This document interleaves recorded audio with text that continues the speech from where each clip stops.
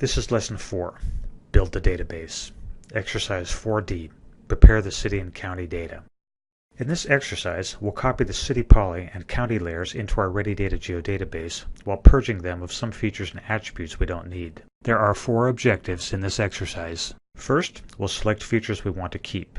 We'll do this with the Select by Location tool and also interactively. Second, we'll turn off attributes in the layer properties. These hidden attributes will get dropped when we copy the layers. Third, we'll use the search window to locate a geoprocessing tool instead of navigating through the system toolboxes. And fourth, we'll use that tool to copy selected features from a layer to a new feature class. Here we are still looking at our map of green roads. In this video, we'll do a couple of tasks listed in our data requirements table. There it is. Specifically, we'll reduce the extent of the city poly and county feature classes. These datasets cover the entire U.S., which goes way beyond our study area. In the catalog window, we can click the Show Next View button.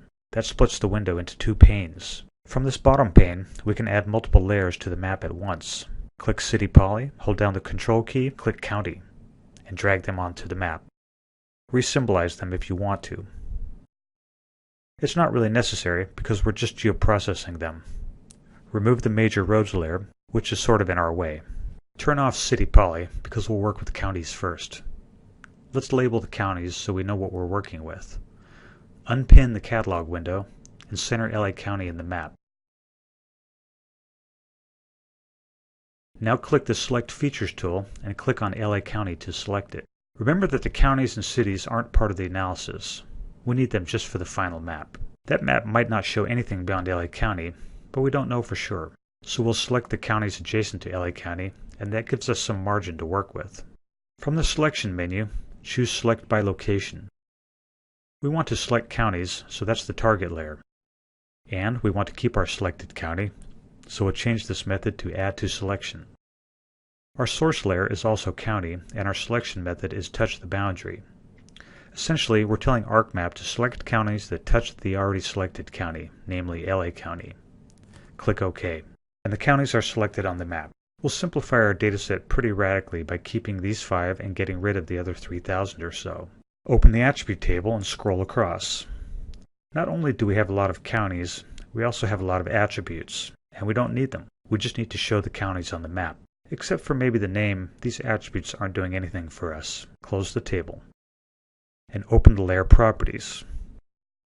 Click the field's name, turn off all the fields, and turn name and state name back on. We're not deleting all those fields, just telling them not to display. Open the table again, and you just see the 2 we checked on. Close the table. By selecting features and turning off attributes, we're doing operations on the layer in the map. We're not affecting the feature class on disk. Nonetheless, when we copy features to a new feature class, only the 5 selected features and the 2 checked attributes will get copied. That's how we're reducing the dataset. So we've partly achieved our first objective by making a selection with the Select by Location tool. And we've done the second objective of turning off attributes. Our third objective is to use the search window to get a tool. This is usually easier than scrolling through system toolboxes. Let's open the search window by hovering on its tab. Click Tools and type Copy as a keyword. That's going to return some suggestions. We want Copy Features. If we click this, we'll get a list of tools. Oops, we cut a step ahead to having the tool open, but that's fine. For the input features, we want County. And we can pick that from the drop-down list because it's a layer in the map. Erase the output path, type the name we want, and press Tab to restore the path. Click OK. The tool runs and adds a layer to the map.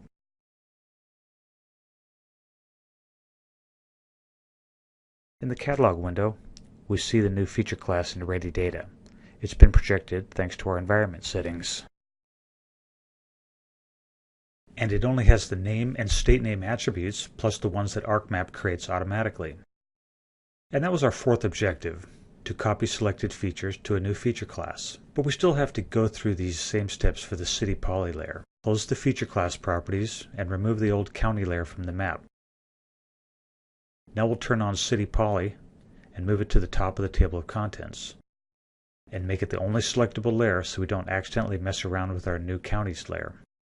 Click the Select Features tool and drag a box to do a big interactive selection on the cities. It doesn't really matter how many we get. It's the same thing as with the counties. We just want more than enough for our final map, but narrowed down to the area around Los Angeles. We can click the List by Selection button here to see exactly how many there are. 293. Back to our normal view. And again, we'll go into the layer properties and turn off fields because we don't need these attributes. We'll just keep name and state. Click OK. We'll go back to the search window. Here's our list of tools with the word copy in their name or in the item description. And we'll click Copy Features to open the tool. For input features, we want the City Poly layer. Erase the output path, type a new file name, and press Tab. Click OK to run the tool. Just like before, a new layer is added to the map. And there's the new city's feature class in Ready Data. We'll remove the old City Poly layer from the map. Check on our attributes and close the table.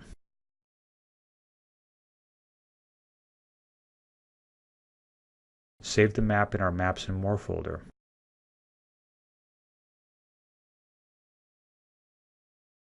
And there it is in the catalog window.